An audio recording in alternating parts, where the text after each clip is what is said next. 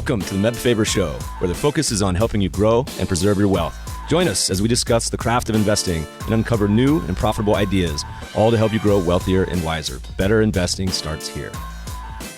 Matt Faber is the co-founder and chief investment officer at Cambria Investment Management. Due to industry regulations, he will not discuss any of Cambria's funds on this podcast. All opinions expressed by podcast participants are solely their own opinions and do not reflect the opinion of Cambria Investment Management or its affiliates. For more information, visit CambriaInvestments.com. Hey, podcast listeners, we got another fun show for you today. Our guest is co-founder and CEO of Chipper Cash, an absolute rocket ship African fintech startup that enables free and instant cross-border peer-to-peer money transfers, as well as solutions for businesses and merchant payment processing. In today's episode, we're talking dollars, shillings, and francs. We also chat Joe Montana and the impact Warren Buffett made on a tiny university endowment. We walk through the reality of limited access to easy and seamless money interaction available to many people outside the US and in other developing regions of the world. We chat the road Chipper Cash has taken to develop an easy-to-use P2P money transfer platform in Africa, which has the highest cost of sending money in the world. We get into the thinking behind launching the product and resisting the urge to go 0 to 100 right out of the gate. Please enjoy this episode with Chipper Cash's Ham Serunjogi. Ham, welcome to the show.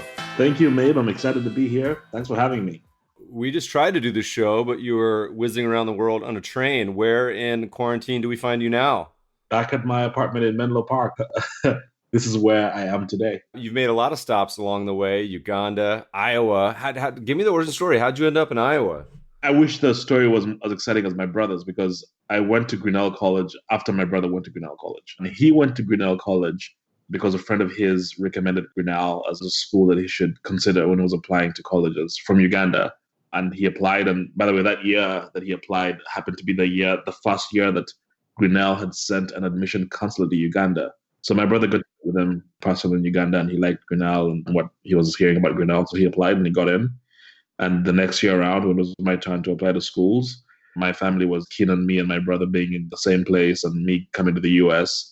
So I applied to Grinnell as well. And at that point in my academic career, I was in Mombasa, Kenya. I had done my last 2 years of high school in Mombasa, Kenya, the Aga Khan Academy in Mombasa. So I was applying from Mombasa. And I got into Grinnell and started in 2012. I was class of 2016. The listeners probably won't know this. You might. Do you know the story behind Grinnell and Warren Buffett and the endowment? Yes, I really do it. It's one of those very interesting stories. Grinnell, I think the college is maybe about 1,500, 1,600 students. So it's tiny in terms of number of students. And it's got an endowment that's massive, almost $2 billion, the endowment. And the story has a huge part of it has to do with Warren Buffett, who was a very close friend of Joe Rosenfeld. In fact, Buffett claimed that Rosenfeld was one of his most important mentors. In many ways, Buffett joining the Grinnell board was because Rosenfeld asked him, and he did it for Rosenfeld. But, there's also the Intel connection, which apparently Grinnell was one of the seed investors in Intel because Bob Noyce, the founder of Intel, went to Grinnell. He was an alum of the college. When he went out to start the company, he was able to convince Grinnell to invest in his startup. And they did very well. And like you rightly mentioned, if they'd kept that investment, they'd have done even better. No one is complaining. Always obvious in hindsight. After Iowa, you left the cornfields, headed west to Bay Area. Is that right? Joined the tech world? That's correct. My Silicon Valley experience started actually in my first year of college. Did an internship out here in the Bay Area. And it was at this clean energy accelerator. And that was exciting. And for me, that was my first time definitely coming to California, but just being in Silicon Valley. And I had been, fascinated with the whole idea of technology being a driver of economic growth and changing the world for the better. My dad did IT and he did computer science in college. He has an IT farm. And for me, growing up, I was always fascinated by IT and what it can do to change the world.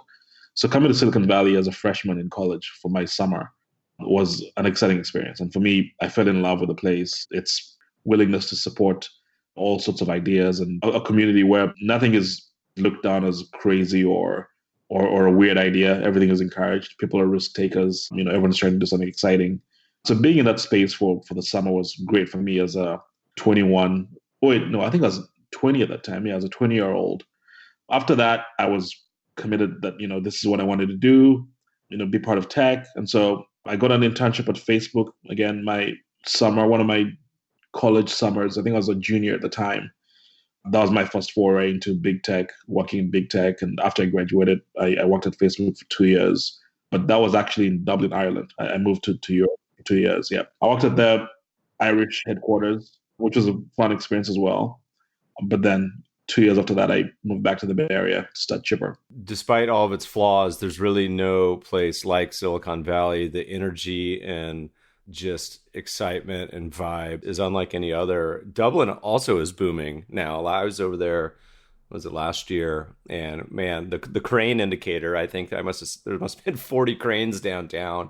But all right, okay, back to San Fran. What was the inspiration for Chipper, your startup? This would have been what, 2018, 2017?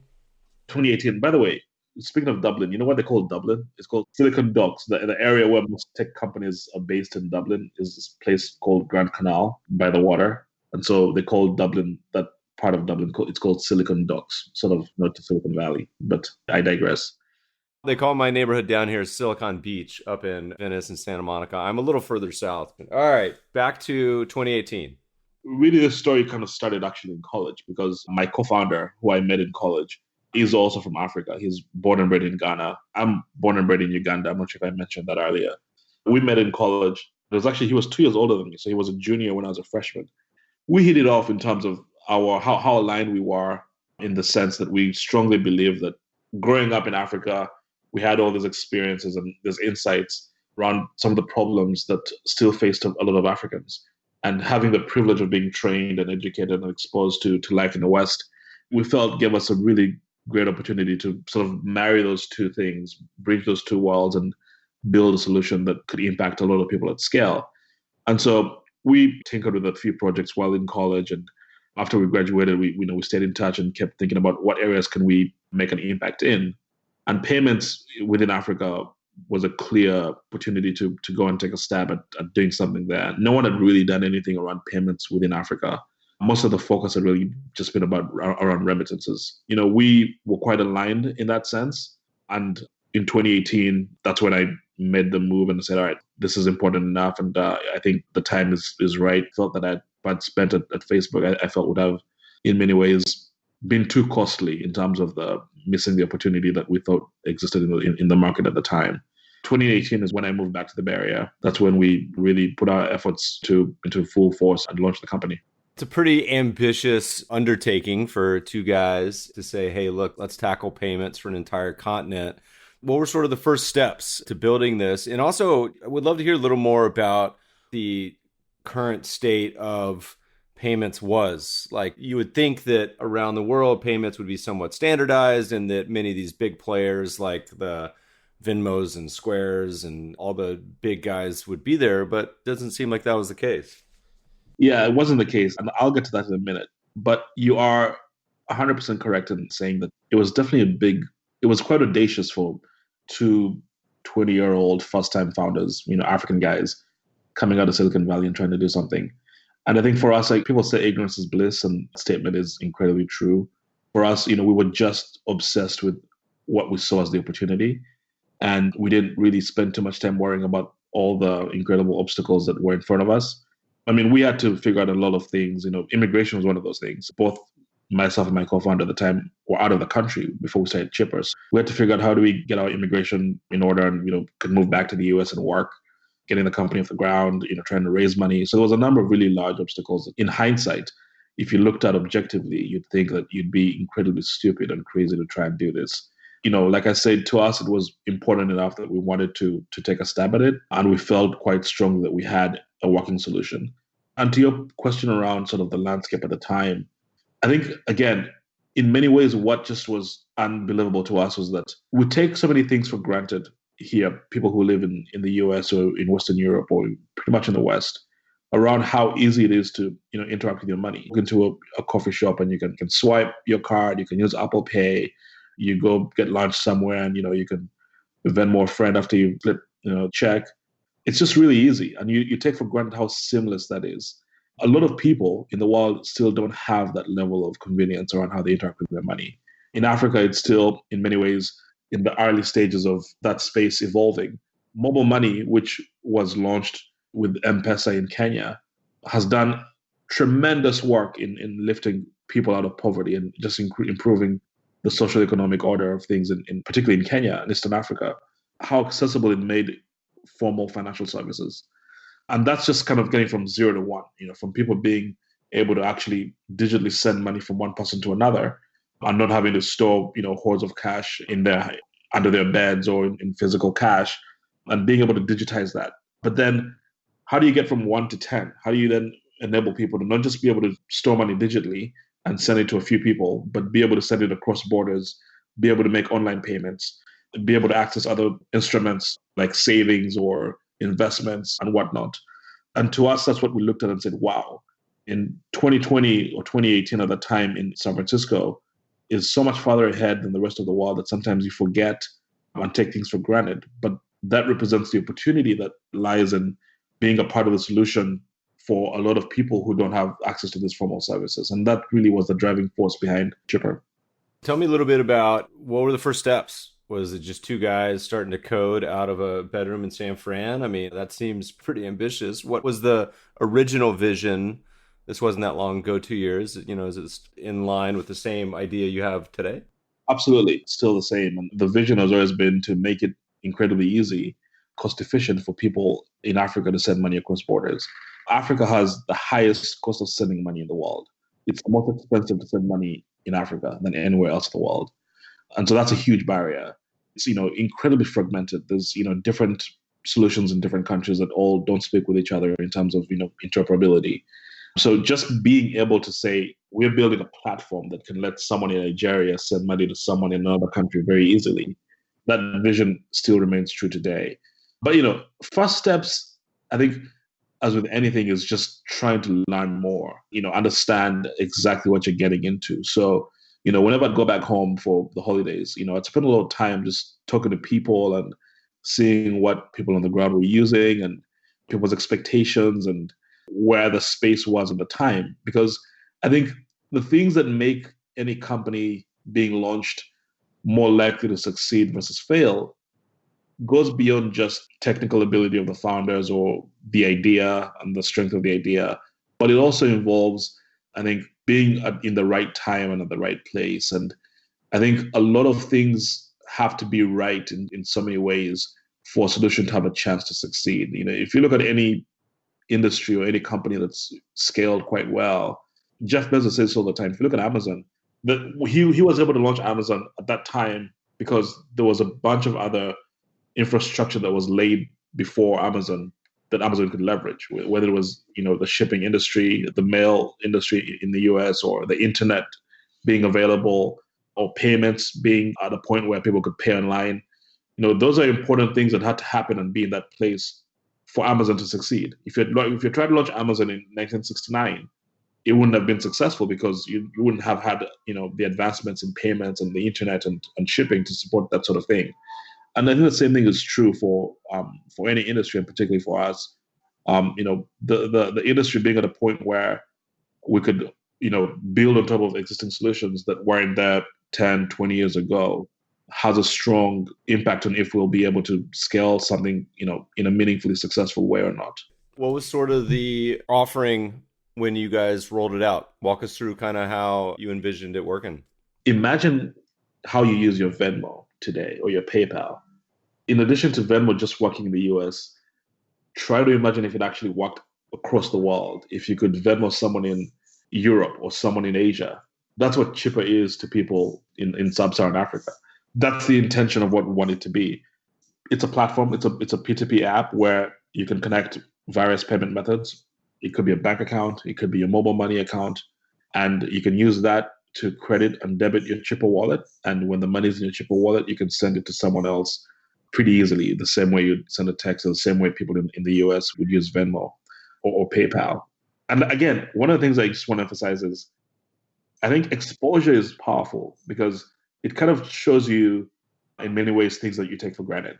Those 2 years I spent in Dublin, in Europe, I remember so many times telling people if we'd go out for drinks or whatever, and afterwards, whoever picked up the tab, want to pay them.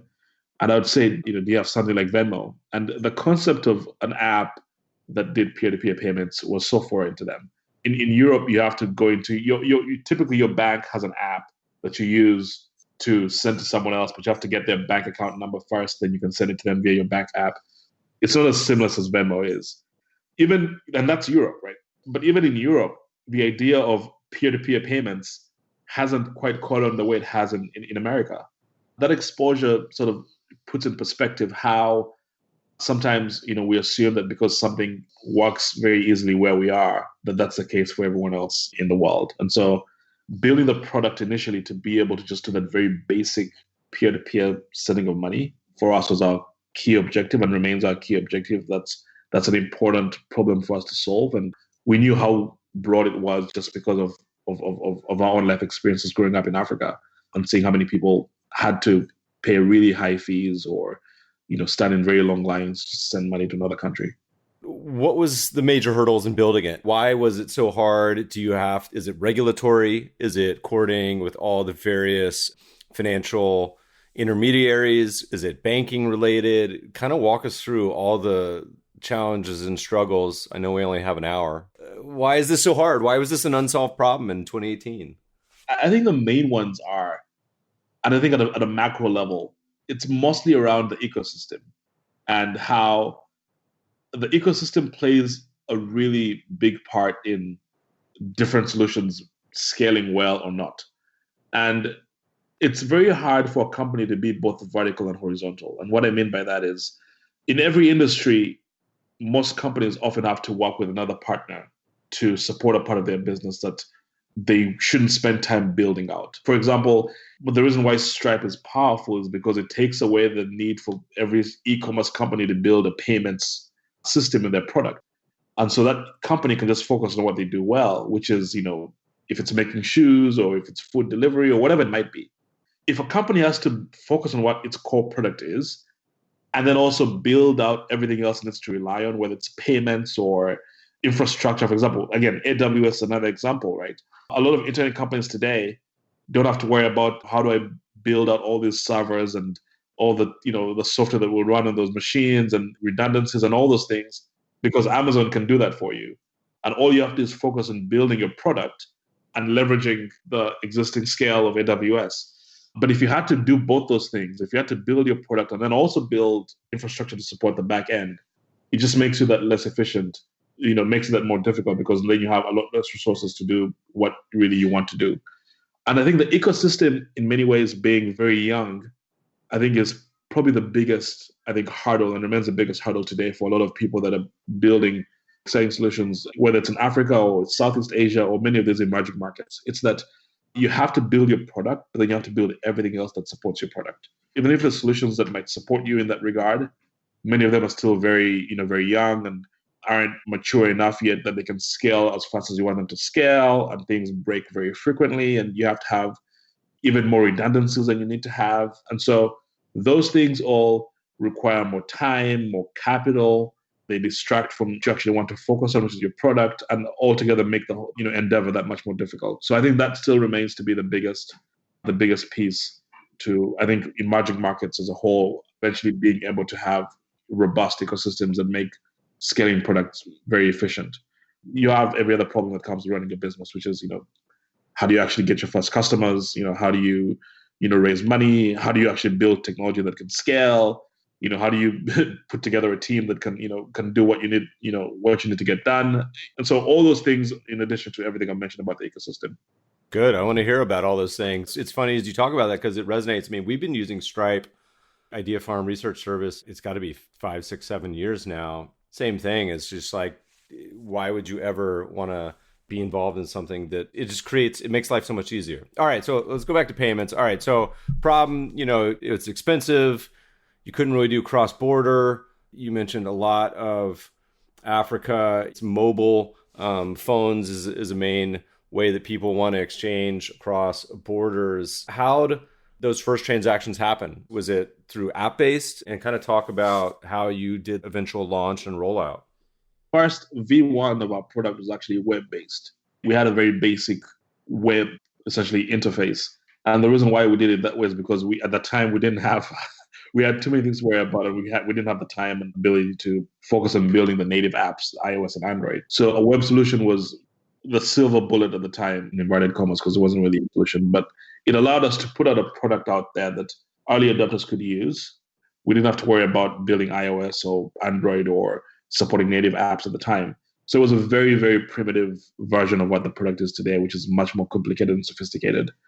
The earliest people were, again, it was very much word of mouth, talked to a few friends, my family, talked to a few other people, and just really collecting feedback and saying, what do people like about this? What do they not like about this? Is it actually solving the problem that we think it should be solving?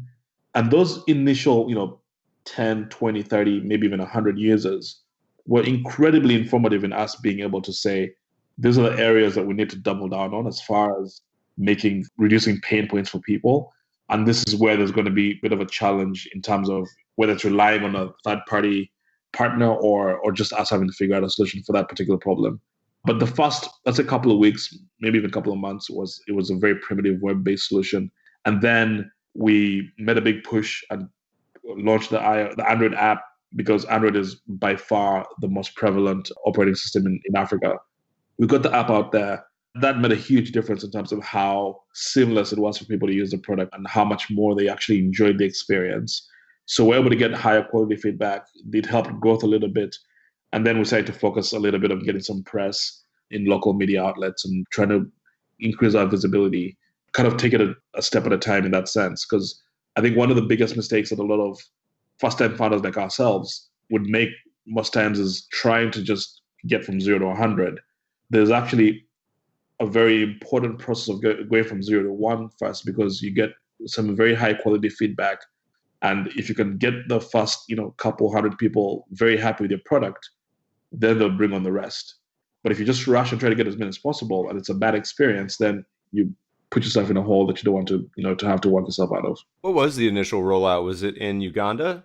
Yes, Uganda was the first market we launched in. A few weeks after that, we launched in, maybe about a month or so after that, we launched in Kenya. Those were the first two markets we launched in 2018. But Uganda was the first. I remember the day we actually put the app out there and started to see initial reactions from people. And I remember having a very lengthy discussion/debate with my co-founder at the time. His viewpoint at the time was that we need to highlight that this is a beta, because the app was still very buggy and we're still trying to figure out a lot of things. So he wanted to add beta in the app store.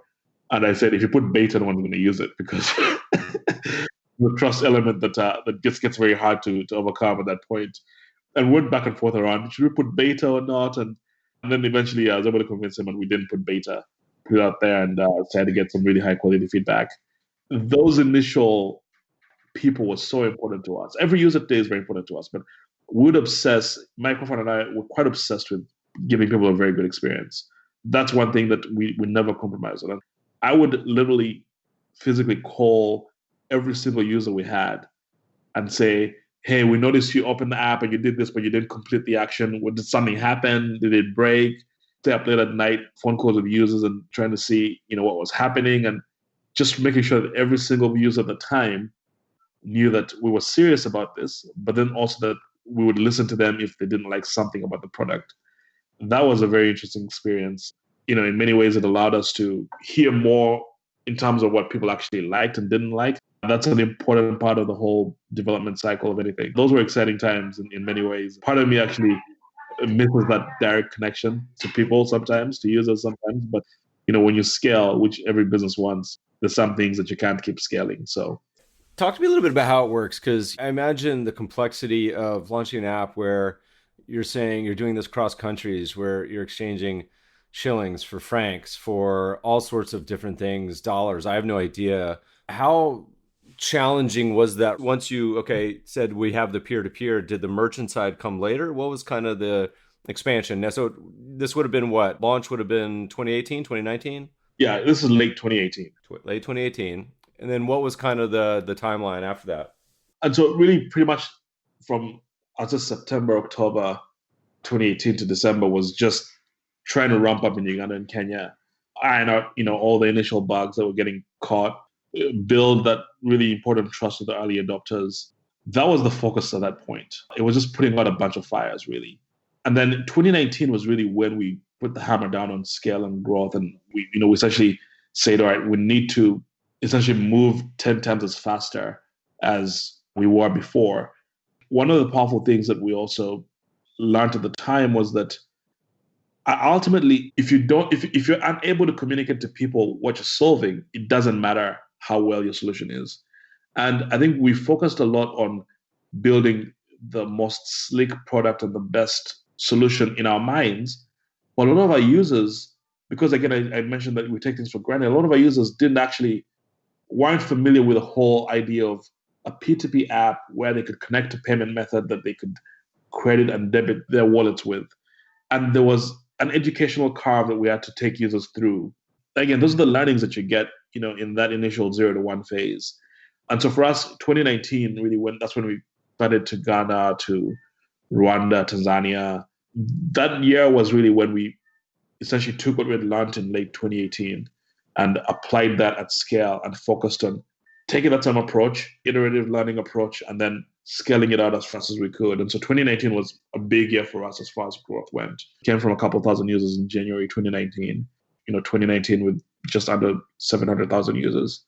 That was a big year for us. Again, the focus there was, listening to what people are saying, being, mindful that innovation sometimes goes both ways, right? If you solve a problem, you have to also be able to communicate that problem. Otherwise, you haven't really solved the problem.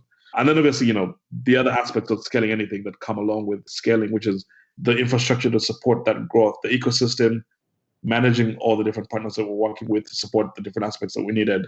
Looking back at how that whole evolution has happened, the ecosystem in many ways is much more advanced today than it was when it started. And I think in large part to people like us who've had to push it forward and, require our partners to, be that much more reliable, and the stresses that growth puts on a product that ultimately make it better. So you guys started to find that little product market fit. The big advantage, of course, that you guys have on the peer-to-peer was cost. A lot of the incumbents and legacy offerings were super expensive and still are. Where did the fundraising start to happen? Is that 2019? And tell us about how you met Joe Montana. I had been fundraising from the very beginning. Again, this is where one of those classic ignorance is bliss scenarios, because I thought that, with a really nice and well put together deck, I could go and speak to investors and, get them to put money into our company before launching a product, and speaking to people that had very little exposure to the space that we're going to be tackling, which is sub-Saharan Africa. That experience was incredibly difficult. Raising money initially is hard for anyone as a first-time founder. Doing it in Silicon Valley, an African guy, having to also teach people about the space you're in, just compounds that difficulty. I keep telling my co-founder, one thing that eternally grateful for is that he's hands down the best engineer that I know. And he's able to build these incredibly great products, which make my job that much easier when I go and pitch to investors, because, we have a really powerful product to show for it. But at that time, we had no product yet. It was just the deck and the idea. That was a brutal process. I mean, the rejections that we got I can't even count them, and it was countless. And, we're burning through our savings because we're bootstrapped at that point. Essentially, we have a deadline in terms of how far our capital can go that we're living off of. At that time, I'm staying in my co-founder's apartment in San Francisco. And I think it got to a point where we were about maybe a month or so away from being able to make rent, being able to not make rent. Those things just make you incredibly stressed out. And, you have to compartmentalize that part. You have to focus on the product you're trying to build. You have to try to find the initial users. Well, in our scenario, we had to also figure out our immigration. And, those things just mixed together made it incredibly difficult. But eventually, I was able to meet Shil, who was our first investor. And Shil was literally the first money in. That literally took us from the edge, from the cliff, to being able to have the capital to just, have a roof over our heads and actually be able to support, the growth that we're seeing at that time, which is, a couple thousand users, but that's more than our budgets could support. And we knew we're depleted our savings. That's late 2018. 2019 comes around. We mentioned Joe Montana. One of his associates reached out to me to set up a meeting, and we spoke with him. He was excited about the product, and he was, like ourselves, quite aware that there's a ton of growth that's going to come from emerging markets like Africa, and he wanted to be able to support and participate in that. And so our initial round was led by Decience Capital. Dan Kimmerling is a good friend of Shield's, and Shield introduced us. And I had some really great meetings with Dan. We met maybe 2 or 3 times before he made the decision to invest. So, after we started to grow, get some traction, that aspect of my job, which is fundraising, became significantly easier. Still very hard, but significantly easier. It's so funny you mentioned the entrepreneur story that I imagine so many people on this podcast listening can resonate with. I mean, we had the same experience for years with my company where it's almost like the Wile E. Coyote Roadrunner. You're out over the cliff, just like pedaling in the middle of air. And you have this vision and idea, but cash is just slowly depleting. What was the major response from most of the people that were the no's in the funding community? Was it, hey, you can't compete with the M-Pesas or Square or Venmo is just going to dominate, or it's just too hard? Like, what was the main reasons people gave the no? Literally all the above and more. And I think one of the things I also want to clarify is that we actually, and I tell this to investors all the time, we're not trying to compete with M-Pesa. I keep painting the analogy that M-Pesa is to us what Wells Fargo and Bank of America are to Venmo, PayPal, and Square Cash. Those products sit on top of Bank of America and the banking infrastructure in America. We similarly sit on top of the infrastructure that mobile money has laid in Eastern Africa. So we're not trying to compete with them. And in fact, their growth drives our growth and vice versa. So more than anything, we work very closely together. But just being able to explain that and clarify that to people and say, there's a very specific need we're solving here, and trying to show them how large it was a very difficult battle, not just for investors in Silicon Valley, even investors in Africa. I was getting very similar, responses on both sides of the aisle. In Silicon Valley, though, I think the most common one was, I don't know, Africa, blah, blah, blah. I don't know if there's a big opportunity there. The few who, maybe I got a second meeting with or didn't say no the first time, thought that they could get a massive discount on our valuation because we're doing a company in Africa. And there's just a lot of things that you have to sort of walk your way through to explain things to investors in a way that makes sense to them, but also doesn't sort of paint you as being unrealistic and naive and being untrue to reason. And that was particularly true for us because in many ways, well, let's go aside for fundraising. In many ways, what I was presenting was theoretical because it was just a deck. We hadn't built the product yet. So it was highly subjective in many ways. I think as we scaled and grew, we were able to show traction and speak more to it was tough to have to not just show people the opportunity, but also. We've watched this go rocket ship over the past 12, 18 months.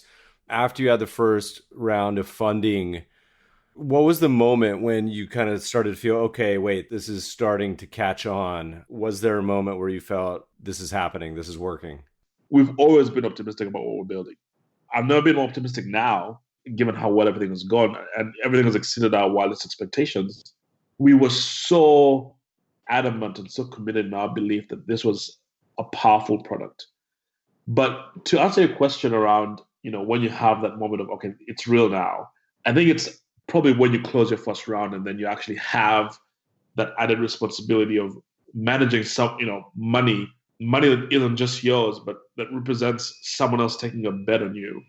That added responsibility sets in more as the company scales, as you have more employees, as you have more capital, as the stakes get higher. I keep telling this to the team as well. And when we closed our last round, I sent an email to all our employees and essentially saying that, this is great and everything, but we still have such a long way to go. We're not there yet by a long shot. It's important to maintain that perspective because it humbles you. And it's true. We have so much more to do. It's great to be proud of what you've accomplished, to a certain point. But it's important to remember that this is a journey of 1,000 miles. We've done 1% of the first mile. There's a lot more to do, and we need to keep our heads down and keep executing. Walk us a little forward, closer to the present. So 2019, you're into what, 7 countries? Tell me a little bit about the merchant offering, because that kind of plays into a little more of the actual business model and where you're going to see a majority of revenues. Is that right? I don't have a comment on the revenue projections, obviously, but typically speak about that publicly. But what I would say is that, yeah, the merchant side of our operations is key revenue driver for us going forward over the long term.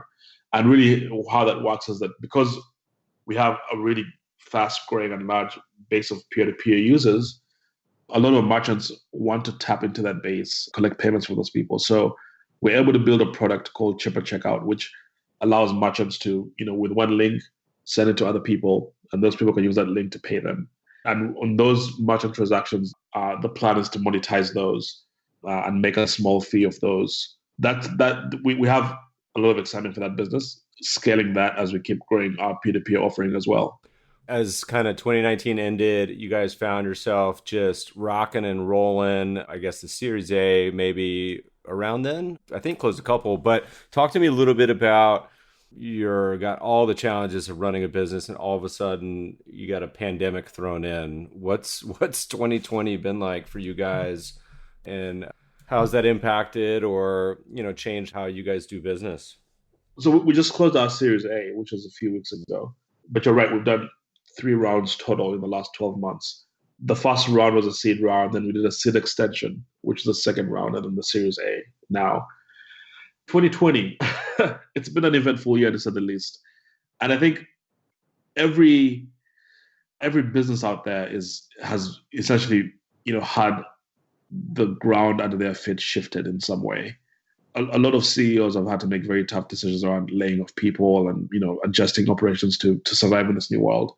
We were mindful about that in our company internally around how does this change what our plans are? How does it affect everything else that we're trying to do? But for us, the first thing that we focused on, the leadership team, was to take care of our employees. We were very early on making everyone work from home. Obviously, encourage people not to travel at all for work, definitely, but even for personal reasons, just out of being safe.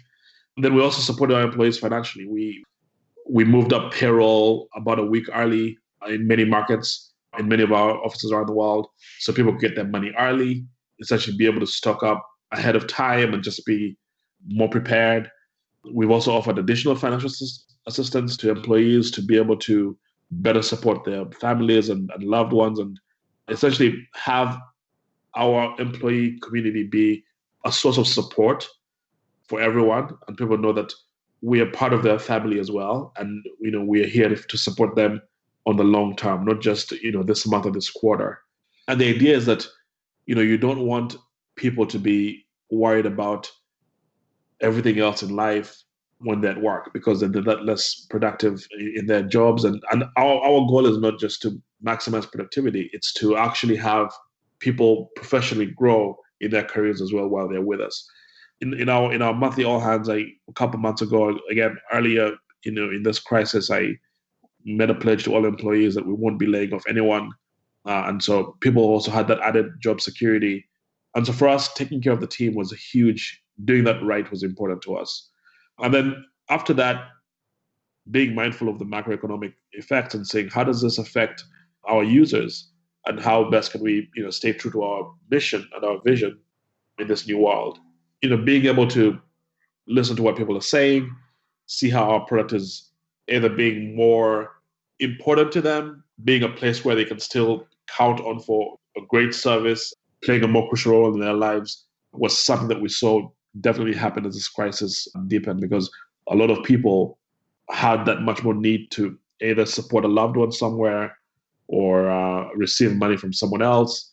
It became more important to us to make sure that we are serving our users in the most reliable way.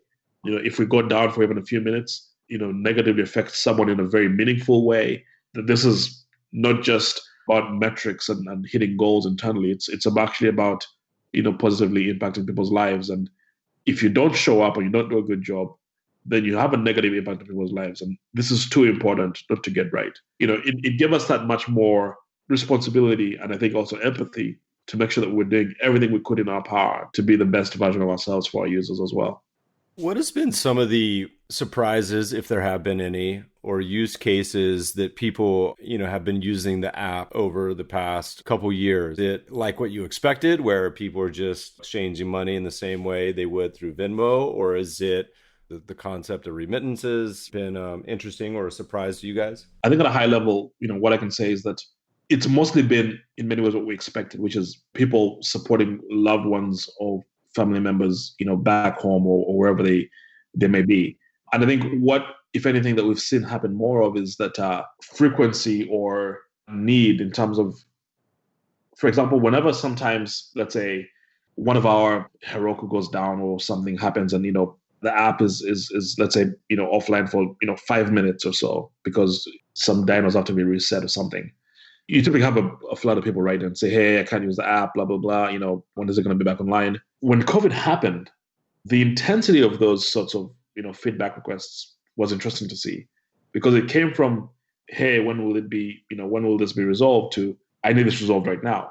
And that was pretty much across the board. It was one of those things that kind of, to us, indicated that the stakes are higher for people as well in this post-COVID world, in that typically the types of transactions people are making are more around things that are necessary and not so much around things that are, wants or less necessary. And so being able to do that is of more importance. If, like I said, if I'm sending money to my friend to split the bill for dinner, if that is a day late or a couple minutes late because Venmo isn't working, that's fine. But if I need to send money to my friend because they need to support a relative in a crunch, then I really need it to work right that moment. I think seeing more of that has probably been one of the indications to us that the bar has been raised on us in that regard. I'm incredibly proud of our team, and our engineering team has done a really good job to make sure that, in any given scenario, we have a ton of redundancies that we're almost never down, primarily because how much more important we are now to people, in this post-COVID world than any time before. I feel like a lot of people's concerns when they hear African bank fintech transactions, one of the first things that will come to mind, listeners, is all the Nigerian princes. How hard is an issue of fraud for you guys? I know you made a recent hire in that space. Has that been a big challenge, something you kind of went into it with eyes wide open? What's that been like? Fraud is any fintech company in the world, that's an area you have to invest in. And you're right. I think you're referencing our chief compliance officer who joined us recently, about 2 months ago. And we're investing a ton, in our compliance efforts. I mean, we invest millions of dollars every year in compliance and AML work, AML being anti-money laundering work, and making sure that our platform is as safe as it can be. Now, there's also a misconception, I think, that is important to address, which is there are people who try to scam others. And, the Nigerian princess one is a classic example that everyone knows of. But that is so incorrect as far as being a reflection of most people in Nigeria or in Africa are doing with money. And I think this is one of those things where, empathy is really important. And we speak about empathy a ton in our company and encourage everyone company to be as empathetic as they can to each other and also to people that we work with. 9 out of 10 people who are, doing a financial transaction in Nigeria or anywhere in Africa are not trying to scam anyone. And the 10th, which might be, suspicious or fraudulent, oftentimes does not involve a Nigerian prince trying to scam someone. So my point there is to say that I don't think fraud is any more prevalent in Nigeria as a function of society than it is in other parts of the world or in the US, for example. But the unique challenges around how you combat fraud and how you build a safe platform that will vary from region to region.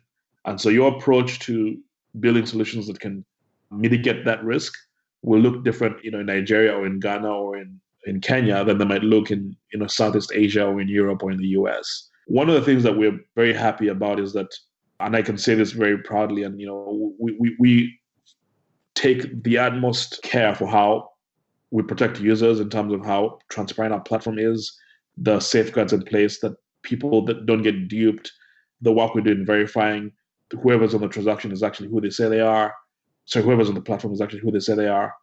We have, I think, a very good record in that sense. And it can be one thing for me to just say this and, you'd say, all right, Ham is biased. But the space we're in is a space where if you don't do a good job, if your platform isn't safe, people won't use you. It just breaks. In many ways, every time someone uses a transaction, it's also a vote of confidence. A platform like ours, which grows predominantly via referrals, it's someone else who tells someone else about us. The minute those referrals become bad and people say, oh, actually, don't use these guys are fake, it'll all come crashing down. that is an unbiased, I think, indicator of the fact that we have taken great care to make sure that it's a very safe platform and that people actually have a great experience using it. And it shows in how people refer the product to other people in their lives or in their communities, and our general brand, I think, image on the continent and beyond. As we find ourselves in the summer of 2020, you guys have had quite a run. You've launched the app. It's gaining traction. You've done a few rounds of financing. What does the future look like? We turn our eyes to the horizon, 2020, 2021, 2023, 5. What's your vision for the future?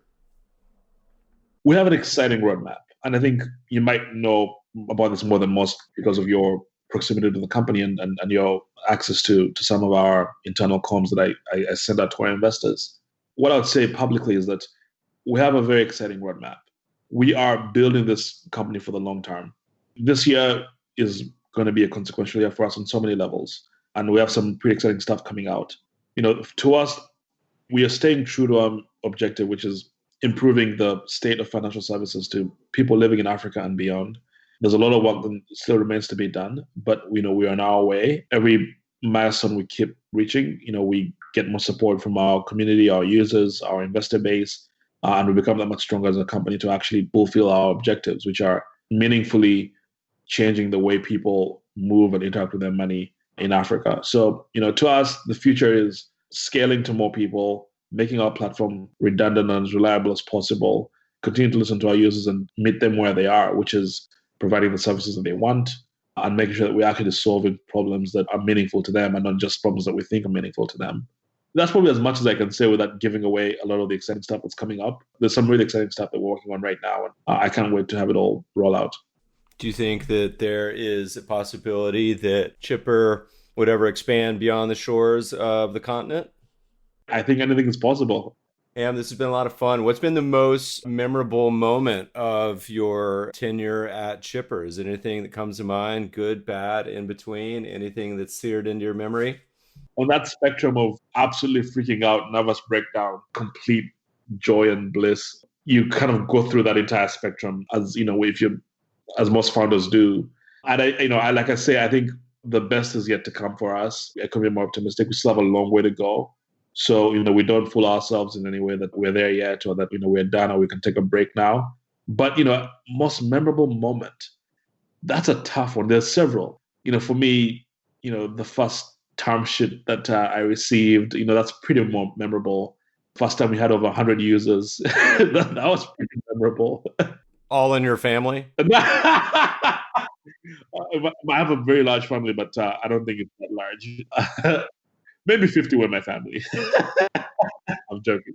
I'd have to think more about which one is the most memorable, but there's been several. I mean, Majid and I, my co-founder, we sometimes just talk and appreciate everything that's happened for us to get to this point. I mean, we've had, like I said, incredible highs and incredible lows along the way. And I think there'll be more of those. They'll change in terms of what might be stressful at the time versus what was stressful 2 years ago. There's ups and downs in any journey, and I think this is no different. And overall, I think we're the luckiest people in the world. We're doing exactly what we love. We're living our dream. We get to impact people's lives positively while we do it, and that's incredibly rewarding. I think we've been incredibly fortunate to be where we are today in any scenario, regardless of factors might work against us or for us. No one can complain and say that things haven't gone well. We're incredibly grateful for that. Where do people go if they want to find out more about your company, what you guys are up to, follow along? What's the best places? Well, I think listening to this podcast is a great start. But our website has a ton of information, chippercash.com. We always make sure that providing as much information about who we are and where we're going on that online presence. Obviously, our Twitter social media team does a great job engaging with our users and having that be a source of interaction with our users and providing information. So it's at Chipper Cash app. That's on Twitter and Instagram as well. I still do reach out to many of the very early users, and once in a while just catch up with them and see how things are going. So for those people who have my number, you can always text me. Awesome. I love it. Ham, thanks so much for joining us today. Thanks for having me. This was a lot of fun. Podcast listeners will post show notes to today's conversation at mebfaber.com/podcast. If you love the show, if you hate it, shoot us feedback at themebfabershow.com. We love to read the reviews. Please review us on iTunes and subscribe to the show anywhere good podcasts are found. My current favorite is Breaker. Thanks for listening, friends, and good investing.